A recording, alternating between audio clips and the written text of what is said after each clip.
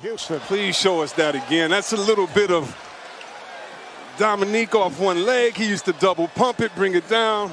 This is the new style. Everyone knows the name LeBron James, but how much about the basketball superstar do you really know? With the incredible levels of online communication in the world today, it's hard to keep things a secret when you are that famous. But there just might be some things about LeBron James that you haven't heard yet. Today, we're going to take a look into the celebrity athlete and tell you some facts that you never knew. Before we get started on today's video, take a moment to leave a like down below by pressing that thumbs up button. Don't forget to subscribe to the channel to keep yourself up to date with all our amazing brand new content, and turn on that notification bell so you don't miss any of our videos. That's it. Now let's dive on in. LeBron James was born in Akron, Ohio. He is one of the biggest stars in basketball today, having won 2 NBA championship titles and earning MVP 4 times. He's not only one of the most talented basketball stars of this generation, but he's often hailed as one of the strongest players of all time. But what don't you know? He is one of only 2 players to ever achieve some huge